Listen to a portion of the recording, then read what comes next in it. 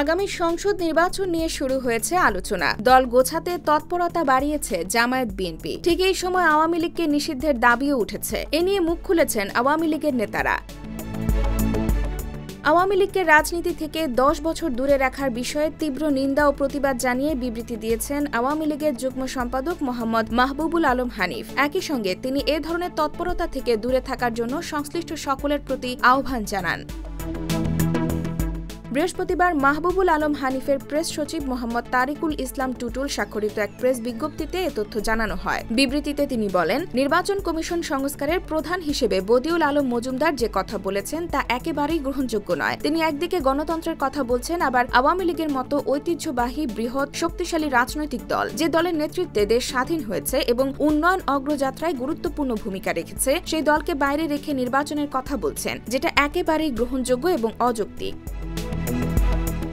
বিবৃতিতে আরও বলা হয়, আওয়ামী লীগের নেতাকর্মীরা বর্তমান প্রেক্ষাপটে কিছুটা বিব্রতকর অবস্থায় আছে, কিন্তু এটাও মাথায় রাখতে হবে 1975 সালে জাতির পিতাকে সপরিবারে হত্যার মধ্য দিয়ে যখন আওয়ামী লীগকে নিশ্চিহ্ন করার ষড়যন্ত্র করা হয়েছিল, তখনও এরকম একটা ধাক্কা এসেছিল। সে সময়ও আওয়ামী লীগ ঘুরে দাঁড়িয়েছিল। অতএব আওয়ামী লীগ আবার অতীতের মতো ঘুরে দাঁড়াবে এবং আগামী সংসদ নির্বাচনে অংশ নেবে।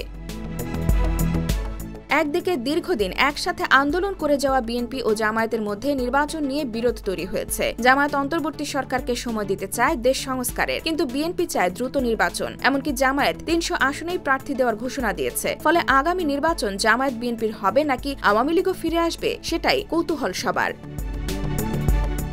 IBTV USA, new York.